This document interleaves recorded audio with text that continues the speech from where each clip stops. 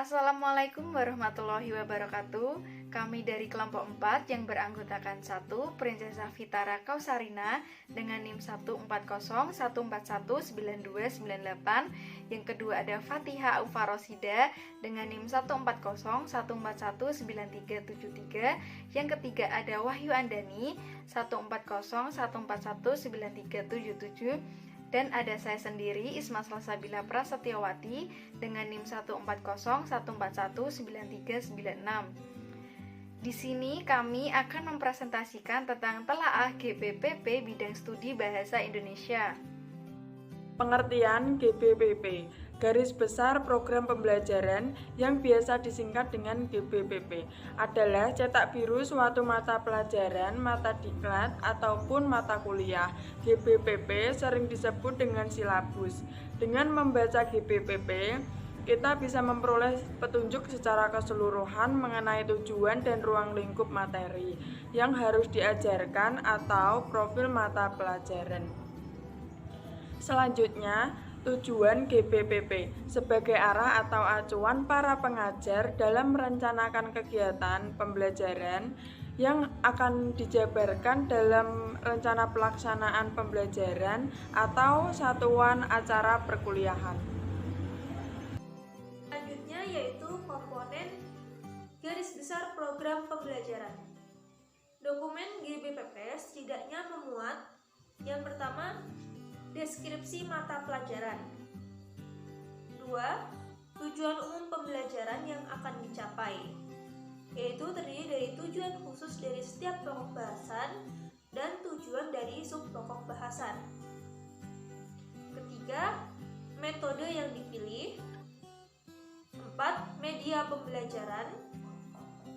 5. Perkiraan atau alokasi waktu yang dibutuhkan untuk mencapai tujuan pembelajaran.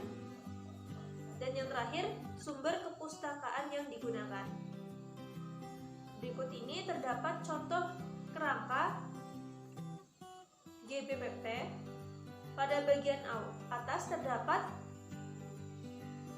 nama mata pelajaran, kemudian deskripsi singkat dari mata pelajaran tersebut, kemudian kalau dalam hal ini berarti deskripsi singkat dari mata pelajaran Bahasa Indonesia. Kemudian tujuan umum pembelajaran.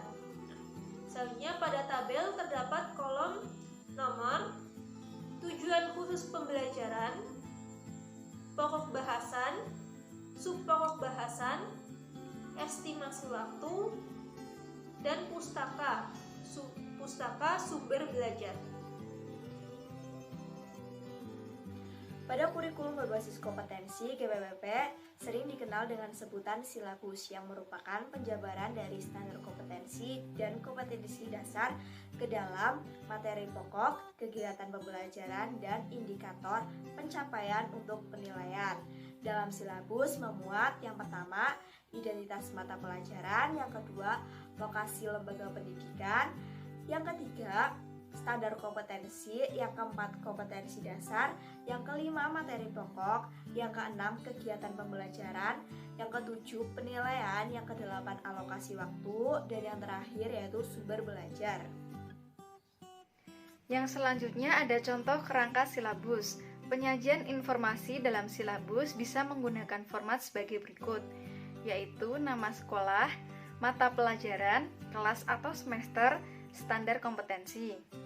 Kemudian pada kerangka silabus terdapat tabel yang memiliki 8 kolom. Yang pertama yaitu materi pokok, yang kedua indikator pencapaian kompetensi, yang ketiga kegiatan pembelajaran, kemudian ada penilaian.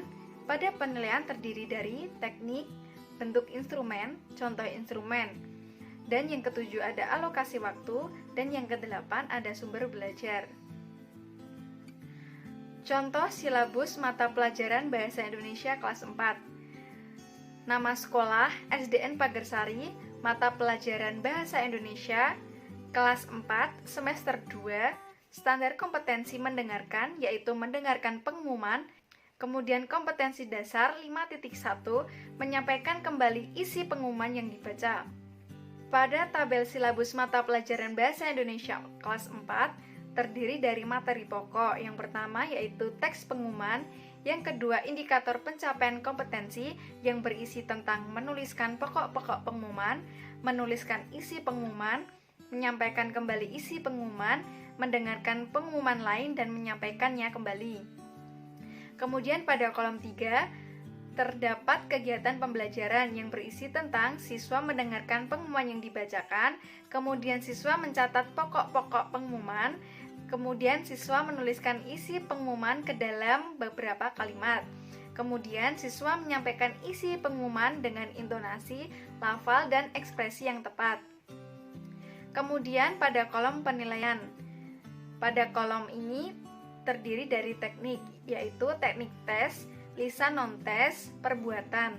Kemudian yang kelima ada bentuk instrumen yang berisi tentang bentuk, unjuk kerja instrumen lembar yaitu penilaian unjuk kerja.